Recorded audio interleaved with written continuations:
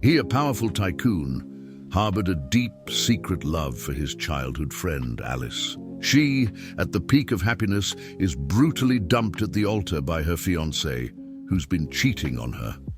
Alice crumbles in public, humiliated and heartbroken. Amid the chaos, Raphael witnesses her pain and the fiancé's cowardice. Driven by loyalty and compassion, he approaches Alice, who is devastated at the altar.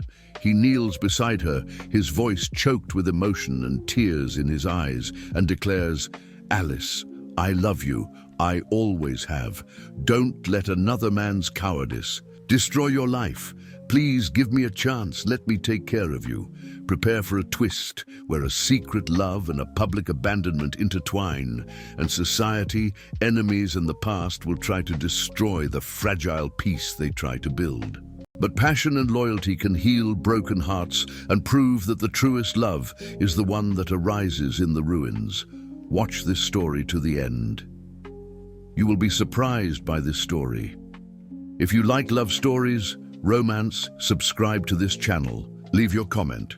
We post videos like this every day.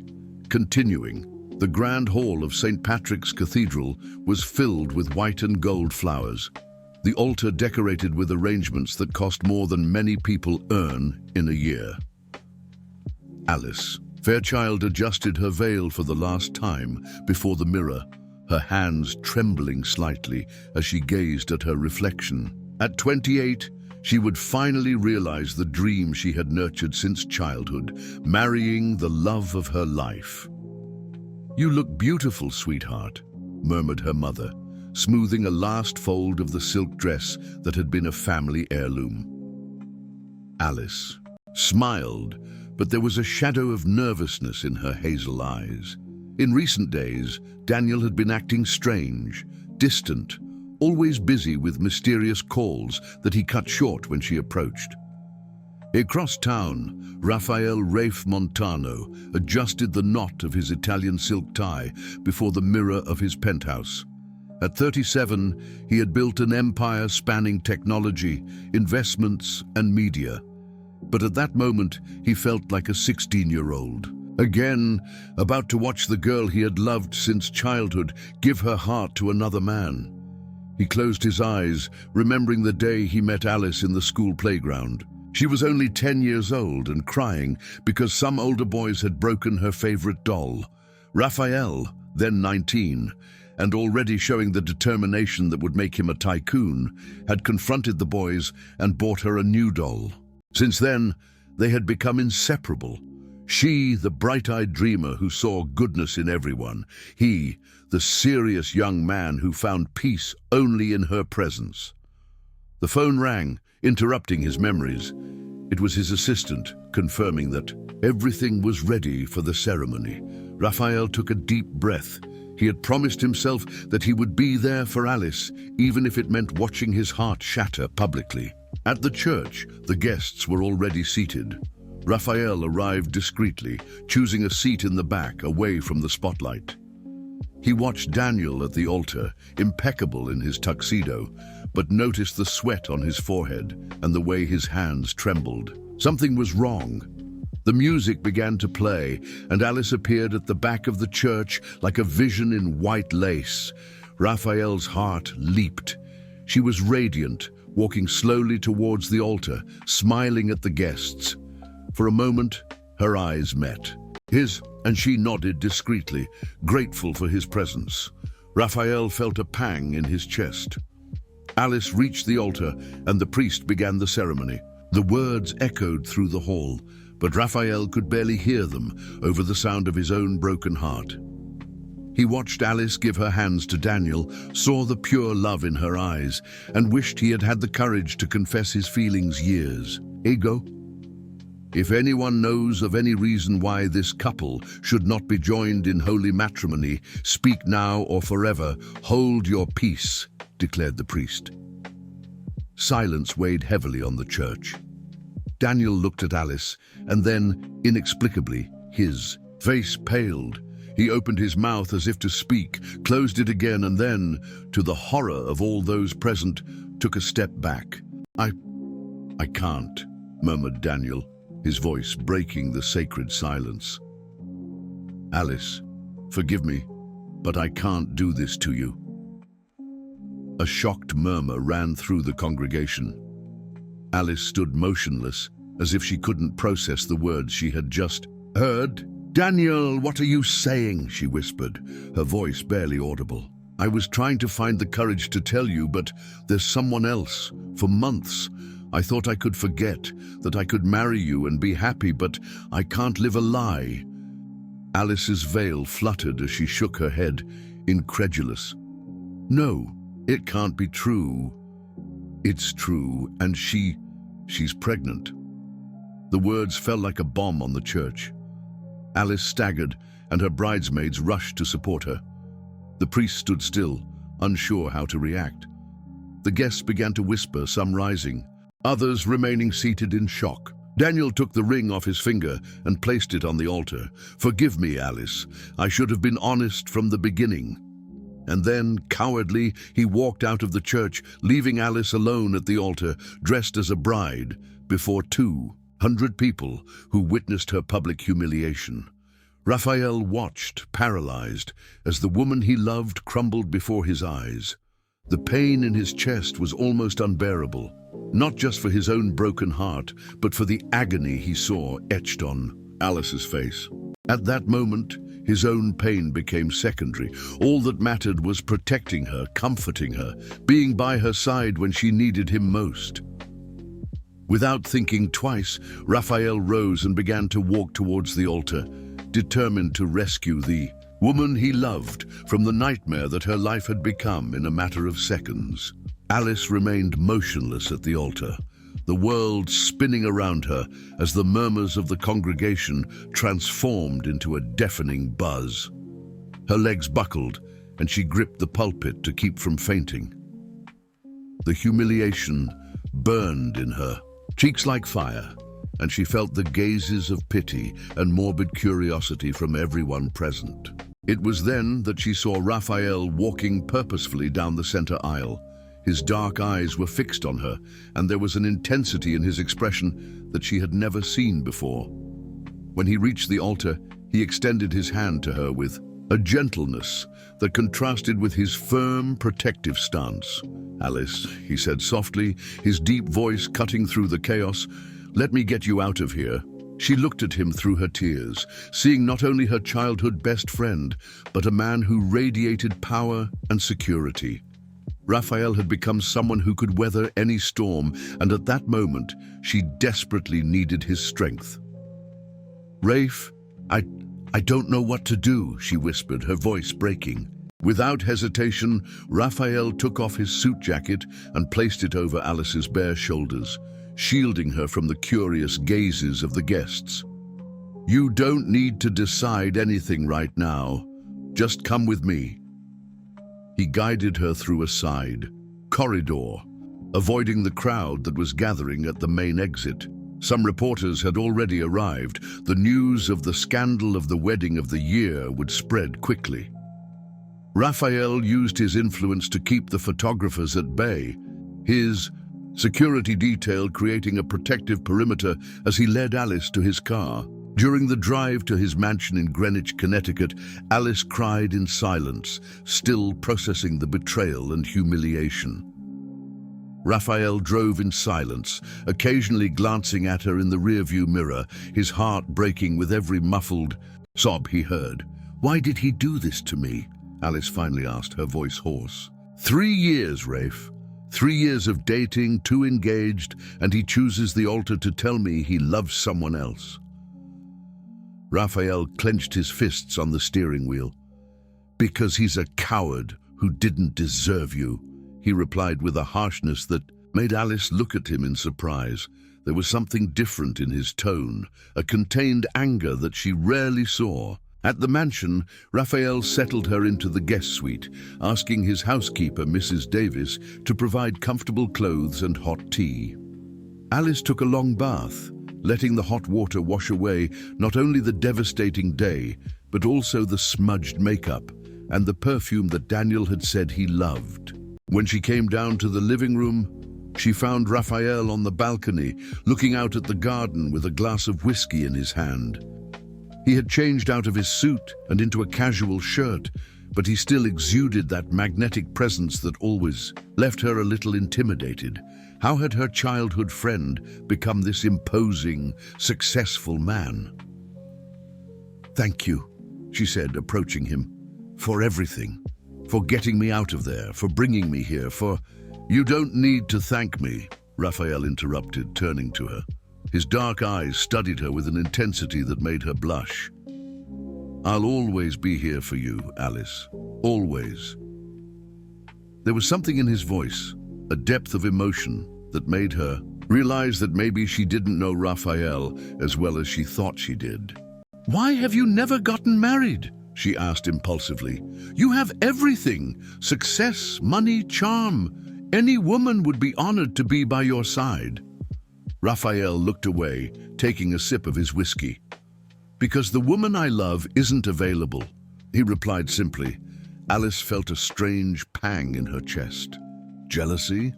Impossible. Raphael was her best friend, practically a brother. "Who is she? Why have you never told me?" "Some things are too complicated to be shared," he said, looking back at her, "even with best friends." In the following days, Alice remained at Raphael's mansion, recovering from the public trauma. He worked from home whenever possible, making sure she wasn't alone.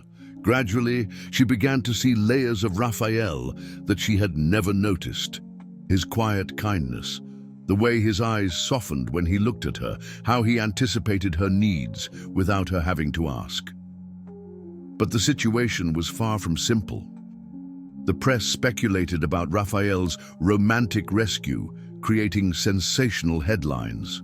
About the jilted bride who now lived in the mansion of the country's most coveted bachelor. Social media buzzed with conspiracy theories and cruel judgments. "They're saying you planned all this," Alice said one morning, showing him the news on the tablet. "That you knew about Daniel and orchestrated everything to have me for yourself." Raphael clenched his fist, his jaw tightening. "And do you believe that?" "Of course not," Alice replied quickly, but there was a hesitation in her voice that didn't go unnoticed. "But Rafe, your reputation, your business. I can't allow my presence here to harm everything you've built." "My reputation matters far less to me than your well-being," he said firmly. That afternoon, Raphael's mother, Mrs. Eleanor Montano, appeared unannounced. An elegant and impeccable woman, she greeted Alice with polite coolness before asking to speak to her son in private. "Raphael, what do you think you're doing?" Alice heard the sharp voice through the office door. "This girl is going to ruin everything. The investors are nervous. The families of your partners are whispering. You need to get her out of here immediately." "My personal life is none of your business, Mother. Your personal life affects the family business."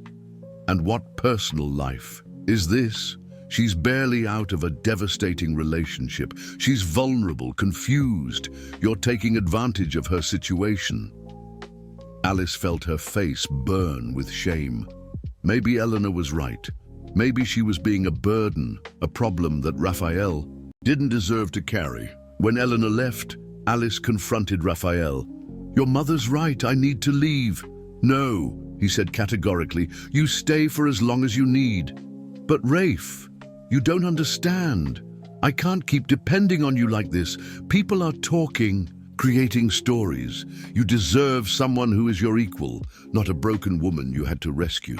Raphael took a step toward her, his eyes gleaming with an intense emotion. "Alice, you have no idea what I deserve or what I want." The tension between them was palpable, charged with something that neither dared to name. Alice felt her heart race, confused by the contradictory feelings that Raphael aroused in her. Was it gratitude, admiration, or something more dangerous? Raphael's phone rang, interrupting the moment. It was his lawyer, with news that would make everything even more complicated. "Raphael," said the tense voice on the other end of the line, "Daniel is giving interviews. He's claiming that you've always been in love with Alice and that you manipulated the situation to break them up. He's threatening to sue for defamation and interference in a relationship. We need to talk urgently. The law offices of Goldstein and Stern were a fortress of glass and steel in the financial district of Manhattan. Alice insisted on accompanying Raphael to the meeting, even against his protests that she didn't need to be directly involved in the legal situation. "He's using my name to attack you," she said firmly in the elevator. "I have the right to be present." Raphael watched her determination with a mixture of pride and concern. In recent days, he had watched Alice transform from the devastated woman at the altar into someone with an inner strength she didn't know she possessed. Marcello, scratch that. Mitchell, a middle-aged man experienced in defamation cases involving public figures, got straight to the point. Daniel is claiming that Raphael has always been obsessed with Alice and used inside information to sabotage their relationship. "What inside information?" Alice asked, frowning. "He claims Raphael found out about his affair and deliberately waited until the wedding day to expose it, creating as much drama as possible." Raphael leaned forward. "That's ridiculous. I found out about his cheating the same time everyone else did." "But how did Daniel know you knew?" Mitchell asked. "Because he's being very specific about it." Alice looked at Raphael, noticing a tension in his expression she hadn't seen before. "Rafe, is there something you haven't told me?" He hesitated, running a hand through his hair. "It's more complicated than it seems." "How so complicated?" Alice insisted, feeling an unease growing in her chest. Mitchell opened a file. "Raphael, if there's anything that could be used against you, I need to know now. Daniel is hiring a private investigator. They're going to dig up every moment of your friendship with Alice." Silence hung heavy in the room. Raphael looked at Alice, and she saw something in his eyes she had never seen before. Guilt. 15 years ago, he began slowly. When Alice was in college, she went through a very difficult time, financially. Alice felt her stomach drop. She vaguely remembered that period. The overdue tuition bills, the threat of being kicked out of the architecture program, the shame of not being able to pay her basic expenses. "Rafe, no," she whispered, already suspecting where the conversation was going. "I paid your tuition," he confessed, "and your rent, and your graduation expenses. You never knew because I did it all through a fake scholarship fund I created." The revelation hit Alice like a punch to the gut. You did what? You were about to drop out of school. You were working 3 jobs and still couldn't make ends meet. I had just closed my first big deal and you lied to me." Alice stood up abruptly. "All these years you lied. I thought I had gotten that scholarship on my own merit." "Alice, you did get it on merit. I just created a way to finance." "No." She shook her head vehemently. "You made me live a lie, made me believe I was capable, that I had achieved something on my own." Mitchell cleared his throat uncomfortably. This could be a problem. If Daniel finds out about this financial arrangement, he can claim Raphael always had ulterior motives for helping Alice. Alice turned to Raphael, tears of anger and humiliation shining in her eyes. "Is it true? Did you always have ulterior motives?" Raphael stood up, approaching her. "Alice, I did it because I care about you. Because I believe in your talent. The money meant nothing to me, but your education, your future, that meant everything. But why didn't you tell me? Why the lie?" "Because I knew you wouldn't accept it. You're proud, independent. If I had offered help directly, you would have refused." Alice ran her hands over her face, trying to process the information. "My God, Rafe. Don't you realize? This changes everything. My graduation, my first job, my career. It was all built on a lie of yours." "Your career was built on your talent and hard work," Raphael said firmly. "The money just removed the obstacles." You didn't have the right to make that decision for me, Alice cried, her voice echoing through the room. You didn't have the right to rob me of the chance to fail or succeed on my own.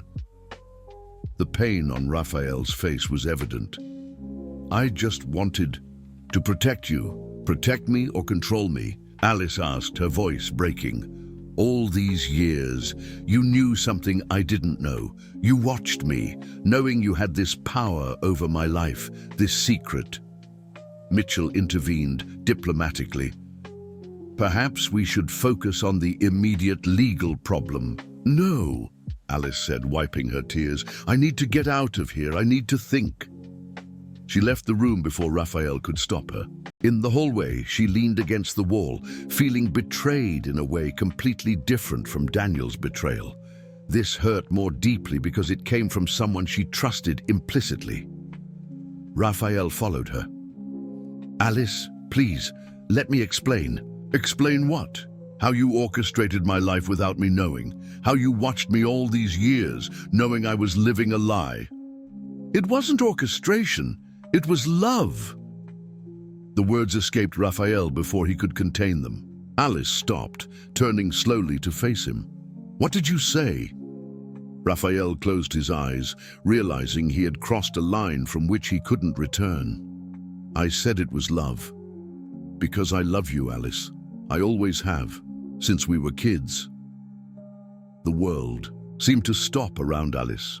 Raphael's words echoed in her mind, rearranging every shared moment, every gesture of kindness, every look she had interpreted as fraternal friendship. You love me? She whispered. For 20 years, he confessed, his voice hoarse.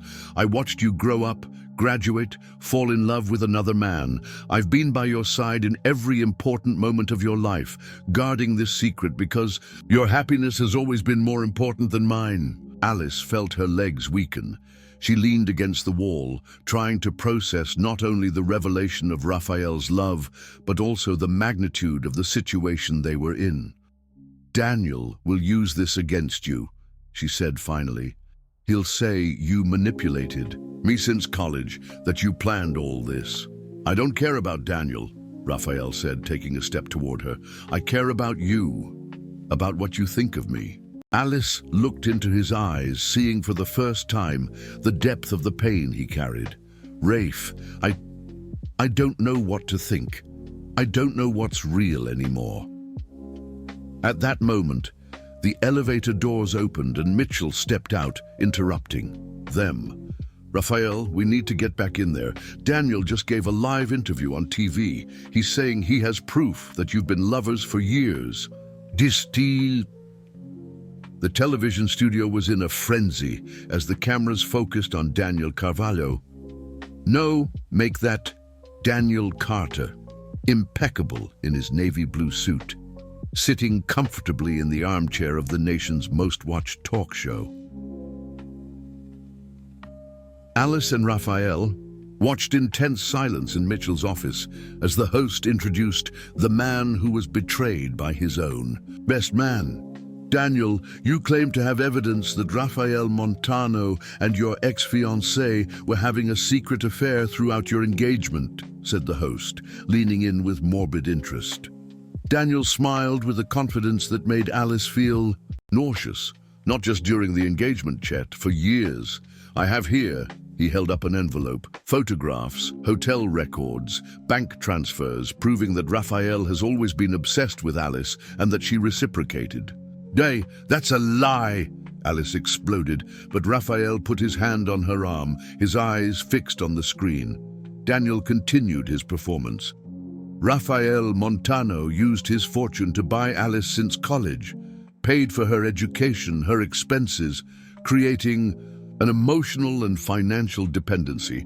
And Alice always knew exactly what she was doing. The host showed a photograph on the screen. Alice and Raphael having lunch together at a fancy restaurant 2 years ago.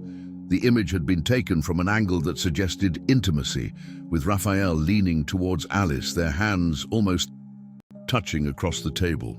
This photo was taken during your engagement, Daniel explained. They met regularly, always in discreet places. And look at this one. A second image appeared, Raphael hugging Alice outside her apartment after a night when she had argued with Daniel. In the photo, the hug looked intimate, prolonged. Alice felt her blood run cold. "He was photographing me," she whispered. "Throughout the relationship, he was following me." Raphael stood up abruptly. "That bastard was spying on you." Mitchell shook his head gravely. "This changes everything. If he has more material like this..." Daniel hadn't finished. "And there's more. Rafael Montano not only secretly financed Alice's life, he also sabotaged my professional opportunities to ensure I remained financially dependent on him. He offered me investment for my import business, and when I refused to walk away from Alice, he withdrew the offer and even influenced other investors to do the same." Alice looked at Raphael, searching for a denial in his eyes. Instead, she saw confirmation. "Rafe," she said slowly, "tell me this isn't true." His silence was answer enough. "You sabotaged his business?" Alice asked, her voice rising an octave. "I protected you," Raphael said firmly. "Daniel was losing money gambling. He had debts with dangerous people. I wasn't going to finance addictions that would eventually ruin your life too." "But you didn't tell me any of this." "Because you loved him," Raphael shouted, his composure finally breaking. "Because you were blinded by passion and didn't want to see who he really was." The silence that followed was broken by Daniel's voice on television. "But the most damning proof of their affair is here." He held up a smartphone. Recordings of phone conversations between them, including one from 3 weeks ago, where Alice confesses that she's always felt confused about her feelings for Raphael. Alice felt the world spin. She vaguely remembered that conversation, a night when she had called Raphael insecure about the wedding, questioning whether she was doing the right thing. She had mentioned that she sometimes wondered what it would be like if things were different between them, if they were more than friends. It had been a moment of vulnerability, of pre-wedding jitters that any bride might have. "He recorded our conversations," she whispered, feeling violated in a completely new way. Raphael's phone began to ring incessantly. Mitchell answered call after call, journalists, investors, members of the board of his companies. The situation was becoming a national scandal. "We need to get out of here," Raphael said, realizing that reporters were already gathering outside the building. "My house isn't safe either. They'll surround the property." "Where can we go?" Alice asked, feeling cornered. "I have a beach house in Malibu." "It's in the name of an offshore company. There's no way to track us." Mitchell shook his head. "If you run away together now, it will look like a confirmation of everything Daniel is claiming. And if we stay, we'll be devoured by the media." Raphael replied, "Alice doesn't deserve to go through this." They left the building through the back, but the paparazzi had already discovered the alternative route. Flashes popped as Raphael shielded Alice with his body, guiding her to his armored car. The questions shouted by the reporters were cruel and invasive. "Alice, is it true you cheated on your fiancé?" "Raphael, did you plan the wedding scandal?" "Alice, for how long have you accepted money from Raphael in exchange for sexual favors?" Raphael had to hold Alice back, who almost lunged towards the last reporter. "No," he said firmly, "it's not worth it." During the 5-hour drive to Malibu, they drove in tense silence, occasionally listening to the news on the radio. The scandal had reached national proportions. Hashtags about them were trending on social media, cruel memes circulated, and relationship experts gave opinions on the case on every TV channel. Raphael's beach house was a modern refuge hidden among palm trees, away from prying eyes. When they arrived, it was already night, and Alice was exhausted emotionally and physically. "There are 2 suites," Raphael said, carrying the suitcases. "You can choose whichever you want." Alice watched him, noticing the lines of tension around his eyes, the weight he carried on his shoulders. Through all the chaos, through all the painful revelations, she realized that Raphael was suffering just as much as she was. "Why did you do all this?" she asked softly. "The money, the manipulations, the secrets. Why?" Raphael stopped moving, leaning against the doorframe. "Because I feared that if you knew the truth about my feelings, I would lose even your friendship. And because I feared that if you knew the truth about Daniel, you would choose him anyway, and never forgive me for trying to interfere. So you decided to control everything from behind the scenes. I tried to protect you in the only way I knew how. Maybe it was selfishness, maybe it was love. Probably it was both." Alice approached him slowly. "Raphael, look at me." When he raised his eyes, she saw in them a vulnerability she had never noticed before. "We're here," she said, "alone, away from everything. No lies, no secrets, no Daniel or the media or anyone else. It's just you and me." "Alice?" "No," she interrupted. "Just answer me one thing, with complete honesty. If you could go back in time, would you do everything differently?" Raphael hesitated only a moment before answering. "I would do everything exactly the same, but I would tell you the truth from the beginning, even if it meant losing you." Something shifted in the air between them. Alice took another step, now so close she could feel the heat radiating from his body. "What if I said you would never lose me, that maybe I always knew, somewhere deep in my heart, that there was something more between us?" Raphael's gaze intensified. "Alice, you're confused, hurt. I don't want you to make decisions you might regret." In response, Alice placed her hands on his face, forcing him to look her in the eyes. "I'm tired of other people deciding what's best for me. I'm tired of lies and games. I'm tired of pretending my heart doesn't race every time you look at me."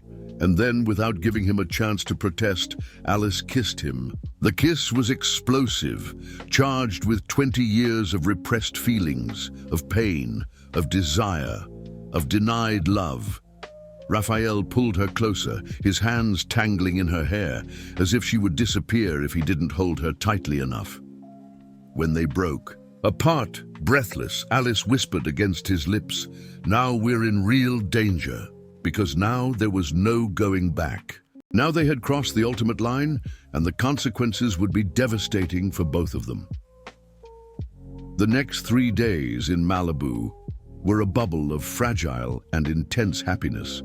Alice and Raphael allowed themselves to live as if the outside world didn't exist, exploring feelings that had been denied for decades. They walked on the beach at sunrise, cooked together, talked about dreams and fears they had never shared, and made love with the desperate passion of those who knew it might be ephemeral. "I never knew I could feel like this," Alice murmured. One morning, lying on Raphael's chest as they watched the ocean through the glass doors of the bedroom. "Like I found a part of myself I didn't even know was lost." Raphael stroked her hair, inhaling her scent. "I've dreamed of this moment for so long that sometimes I'm afraid it's just that, a dream." But reality caught up with them brutally. On Wednesday, when Raphael's phone rang incessantly, it was Mitchell, and his voice was tight with urgency. "Raphael, you need to see the news, now." With a heavy heart, they turned on the television. The first image that appeared was a satellite photo of the beach house, with a red arrow indicating the location. The caption read, "Caught in the act, tycoon and ex-bride hide out in tropical paradise." The newscaster continued, "Exclusive sources confirm that Raphael Montano and Alice Fairchild are staying together in a luxury mansion in Malibu, valued at $15 million. The images were obtained through drones hired by the investigative program Exposed. Alice felt nauseous. How did they find out? The answer came in the next part of the report. Daniel appeared in a new interview, this time accompanied by a lawyer. "I hired the best private investigator in the country," he said, with an expression of vindictive satisfaction. "Raphael Montano thought he could publicly humiliate me and get away with it. But now I have concrete evidence that they've been having an affair for years. Daniel's lawyer, a sinister-looking man named Mr. Caldwell, took the floor. We are preparing a lawsuit for damages against Mr. Montano in the amount of $50 million. In addition, our investigation has revealed tax irregularities in the transfers made by him to Ms. Fairchild over the years. Alice felt her blood run cold. Tax irregularities? Raphael was pale with the phone glued to his ear, talking to Mitchell. When he hung up, his expression was grim. Daniel got access to the bank records. Apparently, some of the transfers I made to cover your studies can be interpreted as tax evasion. And there's more. What else? Alice asked, although she was afraid of the answer. He's claiming that our relationship constitutes collusion, since your architecture firm has provided services to several of my subsidiaries in recent years. Alice sat heavily on the bed. She had designed 3 commercial buildings for companies that she discovered later belonged to Raphael's conglomerate. At the time, she thought it was just luck and professional competence. My God, Raphael, did you steer work to my company too? I recommended your work to business partners because you're talented, he said defensively. But yes, it can be interpreted as favoritism. Alice's phone rang. It was her partner, Sarah, in a panic. Alice, where are you? There's a crowd of reporters in front of the office, and we just received a subpoena from the IRS. They want to audit all the contracts we've done with companies linked to Raphael. Alice hung up, her hands trembling. They're investigating my company. Sarah's panicking. Our employees. Alice covered her face with her hands. I'm going to lose everything I've built. Raphael tried to console her, but she pulled away. No, Raphael, you don't understand. My professional reputation, my company, everything is being destroyed. And it's not just because of Daniel's lies, it's because of your truths too. Raphael's phone rang again. It was Eleanor, his mother, and for the first time Alice heard Raphael talk to her sharply. No, Mother, I'm not going to get rid of her. This is none of your business. I don't care what the board thinks. When he hung up, he looked defeated. The board of directors of my companies has scheduled an emergency meeting for tomorrow. They want me to temporarily step down as chairman until the scandal is resolved. And your mother? She hired a PR firm to do damage control. Their strategy is to distance me from you publicly. Alice felt as if she had been slapped. Distance publicly. Alice, no! I would never do that. But before he could continue, his phone rang once more. This time it was an unknown number. Raphael hesitated before answering, putting it on speakerphone. Mr. Montano. The voice was distorted, obviously altered electronically. I have something that might interest you. Who is this? Someone who has very interesting photos. Photos of you two on the beach last night. Photos that are quite intimate. Alice felt the floor disappear beneath her feet. The night before, they had made love on the private beach of the house, thinking they were completely isolated. What do you want? Raphael asked, his voice controlled but deadly. $20 million, and you will stay away from Ms. Fairchild. Permanently, if you don't accept, those photos will be in every tabloid in the country tomorrow morning. Alice was in shock. The thought of their intimate images being exposed publicly made her physically ill. You have 12 hours to decide. The voice continued. Oh, and Mr. Montano? Don't try to trace me. I'm much smarter than you. The call disconnected, leaving a heavy silence in the room. Alice stood up abruptly, beginning to pack her clothes. I have to leave. Alice, no. We'll find a way to solve this. How? She turned to him, tears streaming down her face. How will we solve it? Will you pay the $20 million? And then the next 20 and the next. When does it stop, Raphael? I don't care about the money. But I do, she shouted. I care about my dignity. I care about my career. I care about the fact that we're now hostages to anyone with a camera and bad intentions. Raphael tried to approach, but she held up her hand, stopping him. "You know what the cruelest part of all this is?" she said, her voice breaking. "It's that for the first time in my life I was truly happy. For the first time I felt complete, and now I realize that that happiness was built on years of lies and manipulations, and it's being destroyed by more lies and blackmail. Alice, what we feel for each other is real. That's the only real thing amidst all this madness." She looked at him with a deep sadness. "But will it be enough, Raphael? Will our love survive all this? The investigations, the lawsuits, the scandals, the blackmail. Is it worth destroying our lives for?" Before he could answer, Alice's phone rang. It was a number she recognized, Mr. Caldwell, Daniel's lawyer.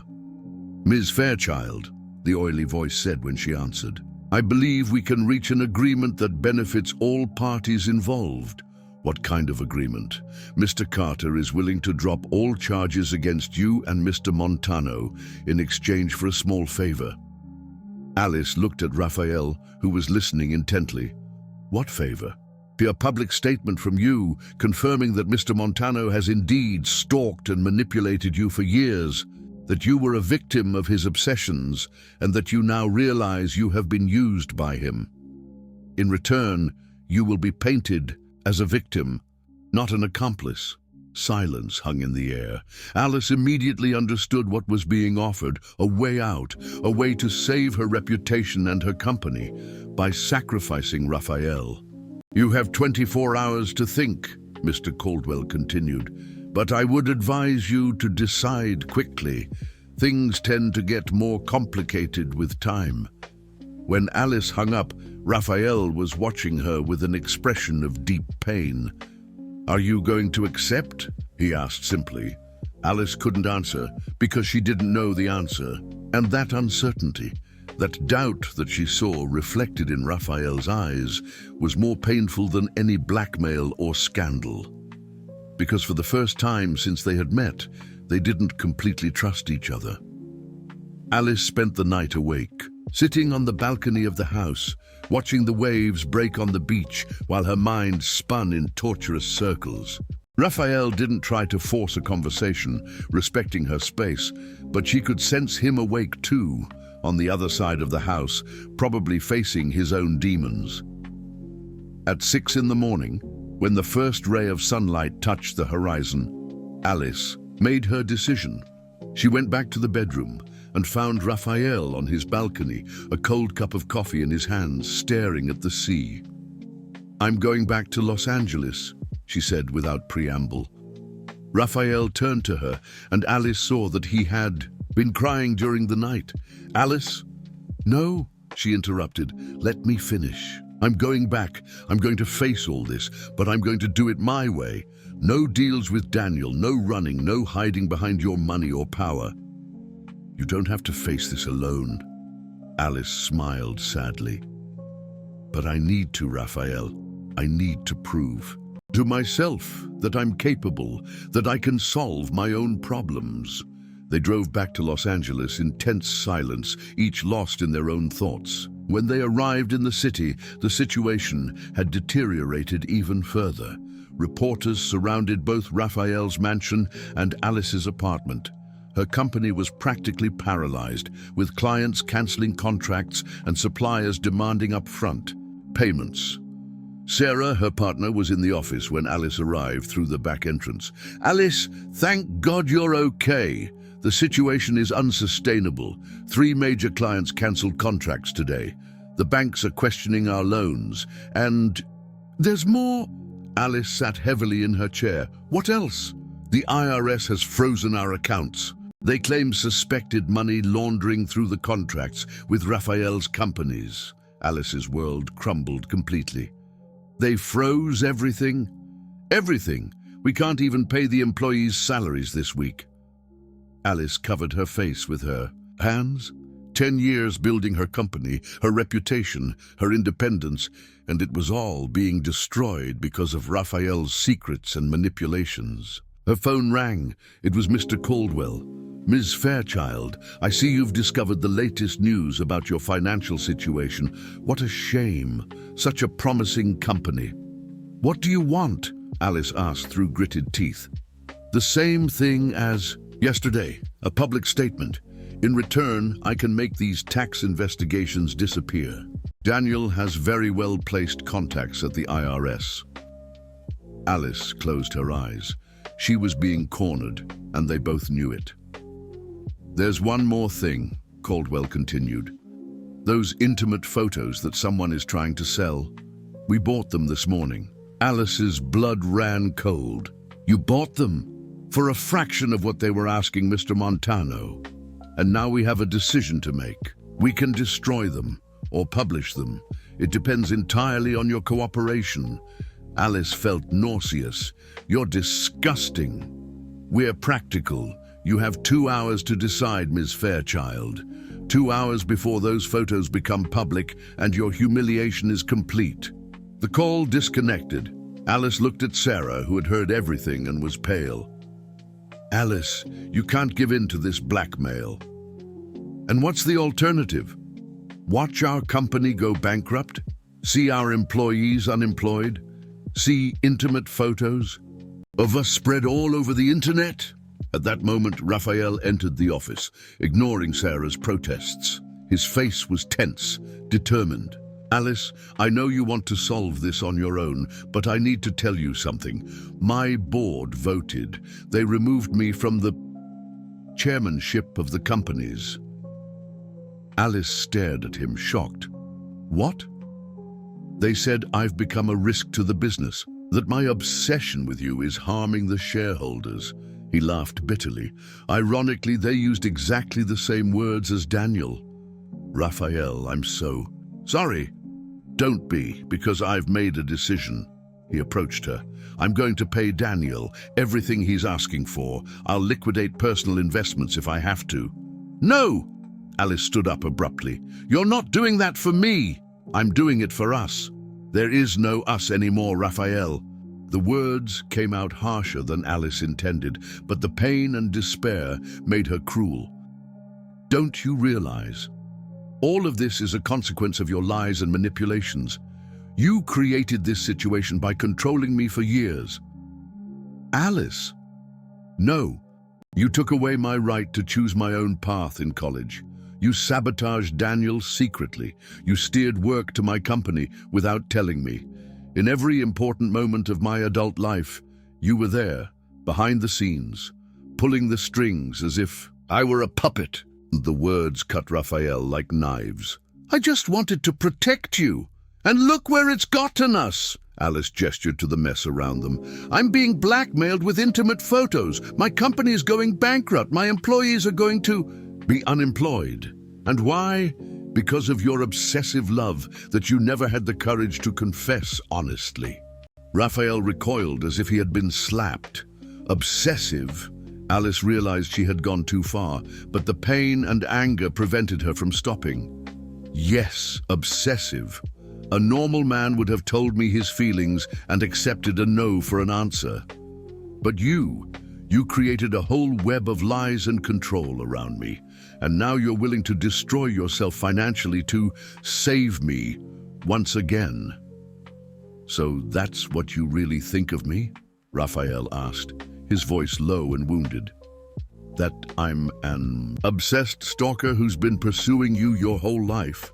Alice looked into his eyes and saw 20 years of genuine love turning into deep pain and disillusionment. Part of her wanted to take it back, to hug him, to apologize. But the hurt part, the part that felt betrayed by all the secrets, responded coldly. I think you confused love with obsession, and I confused gratitude with love. The silence that followed was deafening. Raphael stood still for a long moment, processing her words. When he spoke again, his voice was empty, without emotion. I understand. So that's what the last few days meant to you. Gratitude. Alice wanted to say no, wanted to say that it had been real, that it had been the happiest time of her life, but the words wouldn't come. Raphael nodded slowly. All right, I'll get out of your life, Alice. I'll instruct my lawyers not to interfere in any lawsuit against you. I'll liquidate all my investments and pay what Daniel is asking for so that you're free from any association with me." "Raphael, that's not what I'm—" "That's exactly what you want," he interrupted. "Your independence, your chance to solve your own problems. Very well, you shall have it." He headed for the door, but stopped before leaving. "Just one last thing, Alice.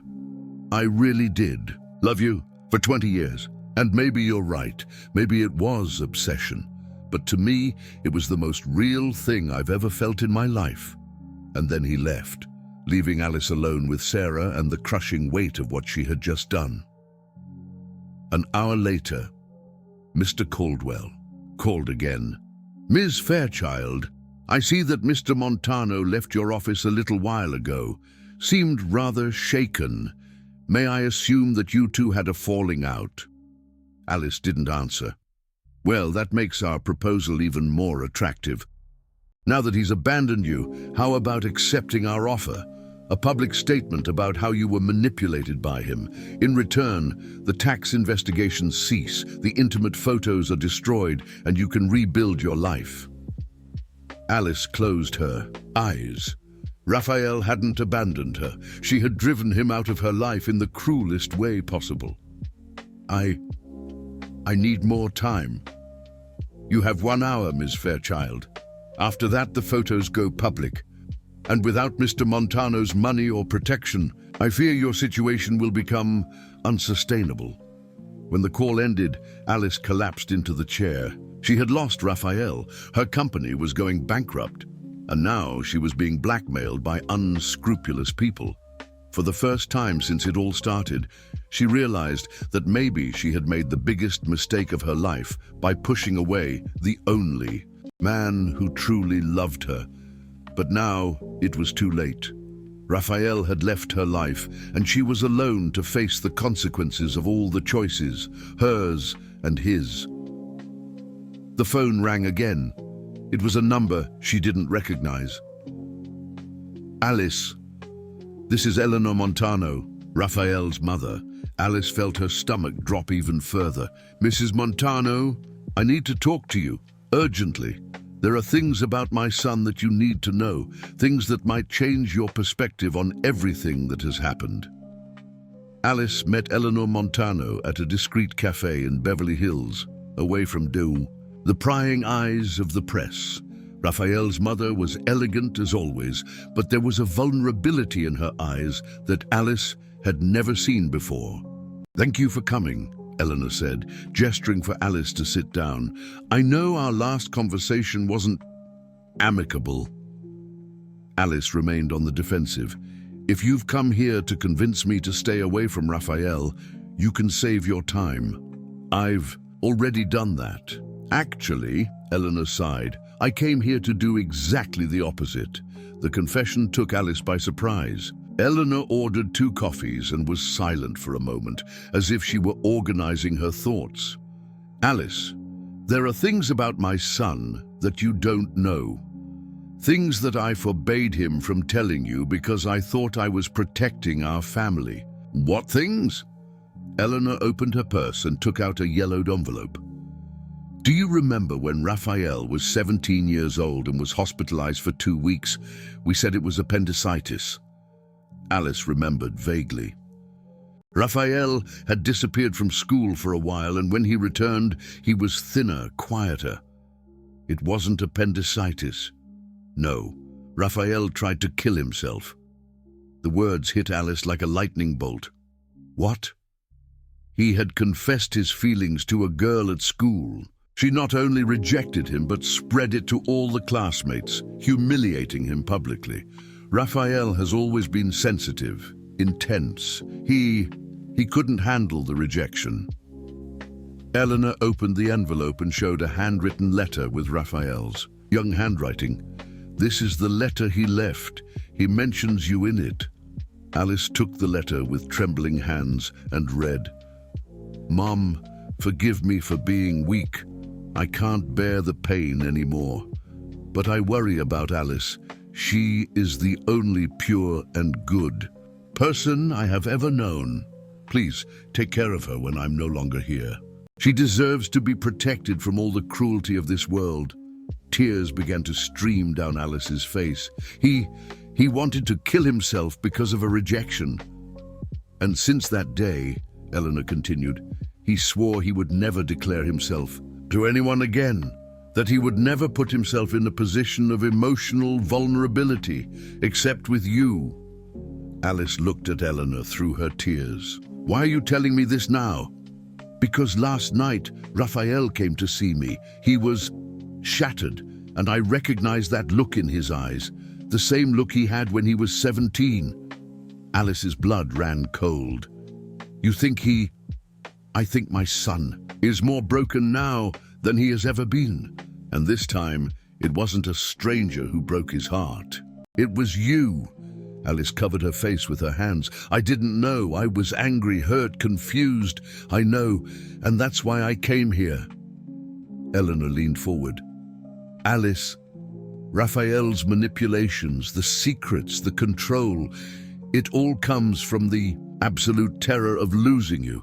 When you said you were going to drop out of college, he panicked. When you started dating Daniel, he became desperate. But that doesn't justify. It doesn't justify, but it explains. My son is a brilliant man in business, but emotionally he's still that 17-year-old boy, terrified of rejection." Eleanor pulled another document from the envelope. "And there's one more thing you need to know, about Daniel." Alice looked at the paper. It was a private investigation report dated 2 years ago. "Raphael hired investigators to check Daniel when you got engaged," Eleanor explained. "But it wasn't out of jealousy or obsession. It was because Daniel approached him asking for a loan." "Daniel approached Raphael?" "Several times. He was desperately in debt. Gambling, bad investments, loans with loan sharks. And Raphael discovered something worse." Alice read the report, and with each line, she felt the ground disappear beneath her feet. Daniel hadn't just cheated on her with one woman. He had cheated on her with several. There was a pattern of behavior that extended throughout their relationship. "Daniel had been cheating on you for 2 years," Eleanor said softly, "with at least 5 different women. One of them, Sarah Miller, actually got pregnant, but it wasn't the first time this had happened." Alice felt nauseous. "Why didn't Raphael?" "Now tell me." "Because he knew you wouldn't believe him, that you would think he was lying out of jealousy, so he tried to find a way for you to discover it naturally. Daniel's financial problems. Raphael refused to lend him money, yes, but it wasn't sabotage, it was protection.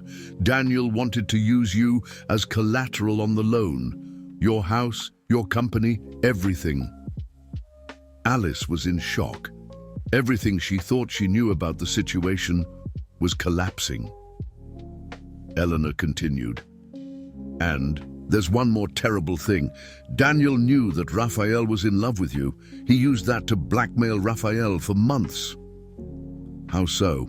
"Daniel threatened to tell you about Raphael's feelings in the cruelest way possible, destroying your friendship with him if Raphael didn't finance his addictions.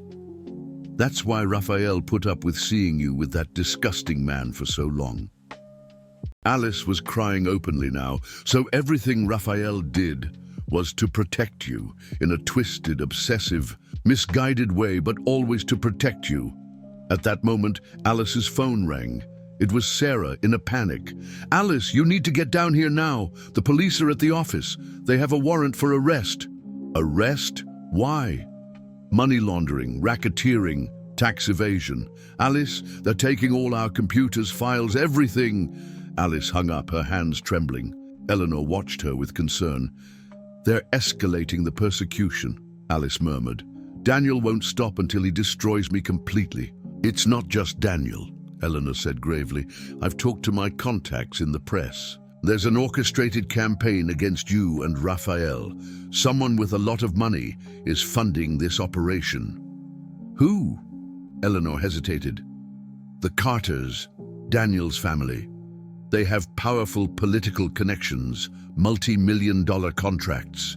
With the government, they can't allow Daniel's scandal to be exposed because it would reveal much larger corruption schemes. Alice began to understand the magnitude of what they were facing.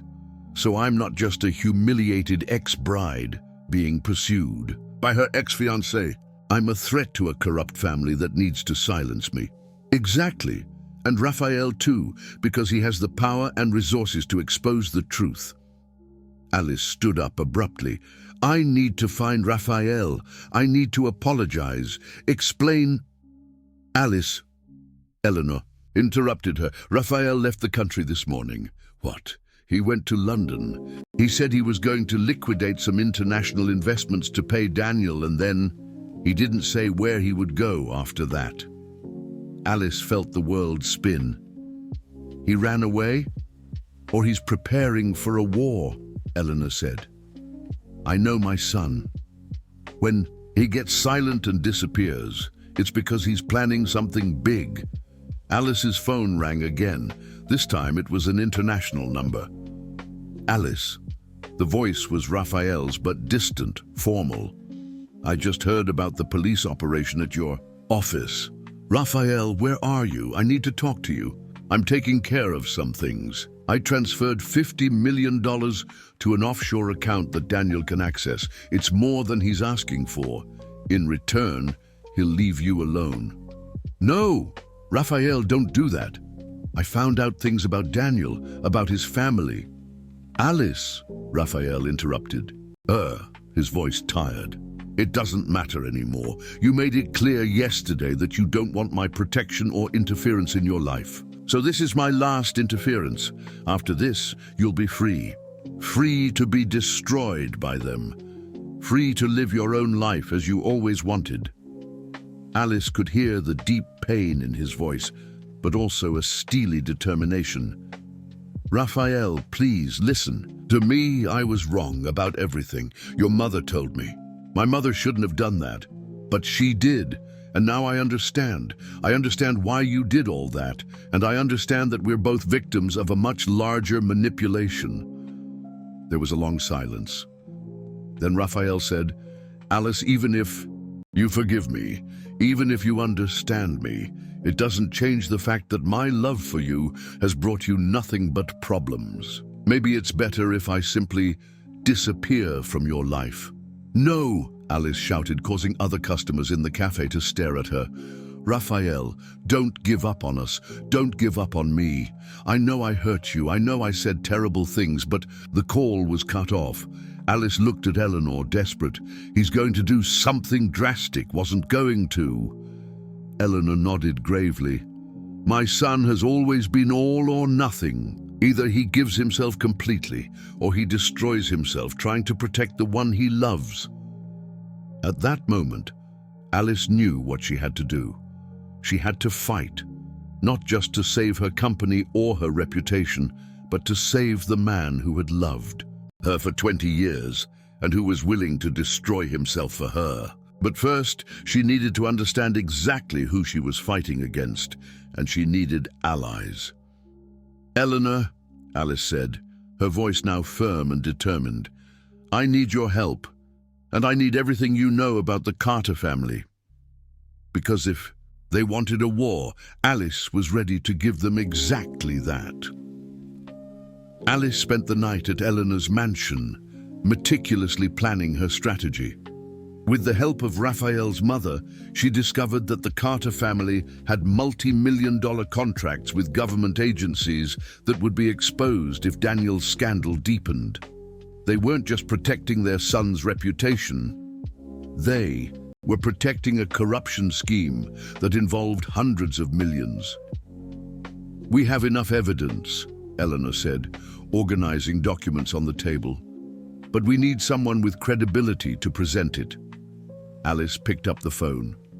I know exactly who can help us. She called Ben Harding, an investigative journalist who had won the Pulitzer Prize for exposing corruption schemes. They had met years ago when Alice designed the renovation of his house. Alice, what a surprise! I saw you in the news. What a terrible situation. Ben, I need your help. And I have a story that might interest you. A story about corruption, blackmail, and political persecution. 3 hours later, Ben was at Eleanor's mansion, photographing documents and recording statements. His eyes shone with the excitement of someone who had found the scoop of the year. "This is pure dynamite," he murmured, examining the Carter family's contracts. "If I publish this, it'll bring down half the state government." "Then publish it," Alice said firmly, "before they destroy me completely." While Ben prepared the story, Alice received an unexpected call. It was Sarah Miller, the woman who was pregnant with Daniel's child. "Alice, I know you have no reason to answer me, but I need to talk to you." "What do you want?" "Daniel. He threatened me.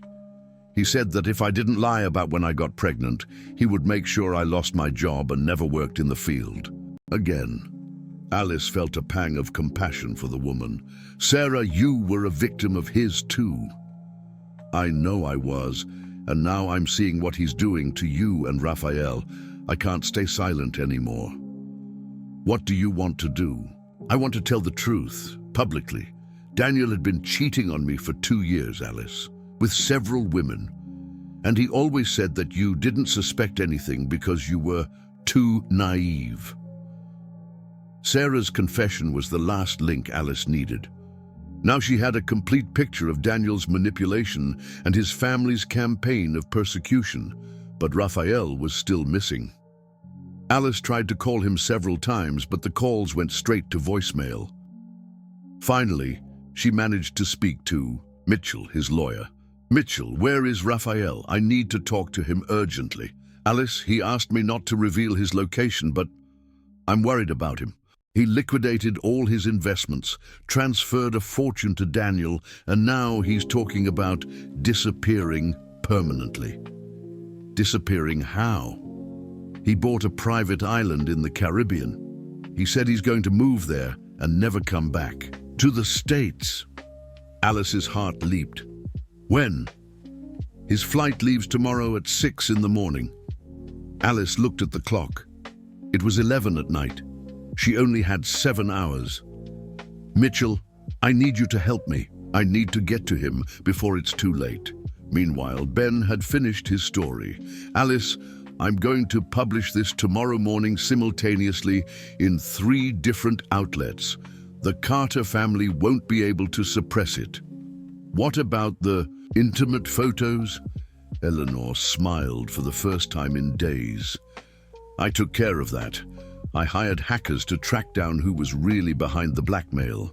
We discovered that it was the Carters themselves who took the photos using drones. Now we have evidence that they invaded private property and committed defamation." Alice hugged Eleanor. "Thank you for everything." "Go get my son," Eleanor said, "and bring him back home." Alice raced to the airport, arriving there at 5 in the morning. She found that Raphael was in the VIP lounge, waiting for his flight. When she entered, he was standing with his back to her, looking out the window. "At the runways. Did you think you could run away without saying goodbye?" Alice said softly. Raphael turned around, and she saw that he was thinner, with dark circles under his eyes. But his eyes still lit up when he saw her. "Alice, how did you—" "Your mother helped me. And Mitchell. And several other people who care about you and don't want to see you give up on life," Raphael sighed. "I paid Daniel. You're free. You can rebuild your company, your reputation." "Our company," Alice corrected him, approaching him. "Our reputation. Our life." "Alice, no. Let me finish this time. I spent the entire night discovering the truth about everything. About Daniel, about his family, about you, about me." She stopped in front of him, forcing him to look her in the eyes. "And the truth is that I love you." Raphael shook his head. "You said it was gratitude." "I was wrong. I was hurt, confused, scared. But the truth is that I always knew somewhere deep in my heart that you were special to me, that what I felt for you was different from what I felt for anyone else." "Alice, You don't need to. Yes, I do. I need to tell you that in the last 3 days, while you were gone, I felt like I had lost a part of myself. I need to tell you that when your mother told me that you had tried to kill yourself at 17, my heart broke. Raphael's eyes filled with tears. She shouldn't have told you that. She should have, because it made me understand that everything you did, all the lies, the secrets, the manipulations, was because you're so afraid of losing me that you'd rather protect me from afar than risk being rejected. Alice took his hands. But Raphael, you would never be rejected by me. Never. Because I've loved you since we were kids. I just didn't know that romantic love could grow from such a deep friendship. What about Daniel? Daniel was a mistake. A long and painful mistake. I confused stability with love, security with passion.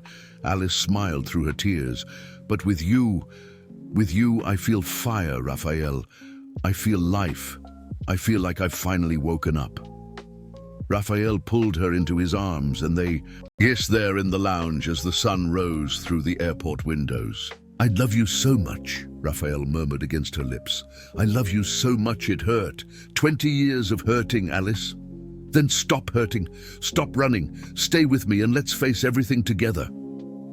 At that moment, Alice's phone rang. It was Ben. Alice, turn on the TV, news channel, now. They found a television in the lounge, and what they saw left them speechless. Ben's story was being broadcast live with all the documents, testimonies, and evidence about the Carter family's corruption. On the screen, Daniel appeared being arrested at his mansion, while the reporter explained, Daniel Carter and his family are accused of running a corruption scheme, money laundering, and using public office to persecute political enemies. Investigations revealed that the wedding scandal was used as a smokescreen for a blackmail and persecution operation.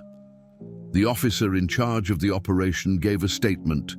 The evidence clearly shows that Raphael Montano and Alice Fairchild were victims of a smear campaign orchestrated by the Carter family to cover up much more serious crimes. Alice and Raphael looked at each other incredulous. Is it over?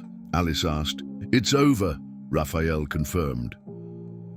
6 months later, Alice and Raphael were on the balcony of the beach house in Malibu, the same one where it had all begun. But now, they were there not as fugitives, but as a couple celebrating. Alice's company had recovered completely, with legitimate contracts and an even stronger reputation after the whole truth came to light. Raphael had regained control of his companies and expanded his business internationally. But more important than all that, they were happy, truly happy for the first time in their lives. Alice, Raphael said, kneeling on the sand of the beach where they had made love for the first time. Raphael, what are you doing? He pulled a small blue velvet box from his pocket. Something I should have done 20 years ago, if I had had the courage. Alice covered her mouth with her hands, tears streaming down her face. Alice Fairchild, will you marry me? Not out of gratitude, not out of protection, not out of convenience, but out of love, pure and simple love? Yes, she whispered, yes, yes, 1,000 times yes. When Raphael placed the ring on her finger, Alice laughed through her tears. You know that this time it's going to have to be a real wedding, right? No running away, no scandals, no secrets. Raphael smiled, that smile she had loved since childhood. I promise, only love for the rest of our lives. And when they kissed there on the beach, with the sun setting on the horizon, Alice knew that she had finally found her place in the world, in the arms of the man who had loved her in silence for 2 decades and who would now love her out loud for the rest of his life. Because sometimes the best loves are the ones that grow slowly, that overcome storms, that survive secrets and lies, and that emerge stronger on the other side. And sometimes the Prince Charming has always been there, disguised as a best friend, patiently waiting for the chance to prove that true love really exists.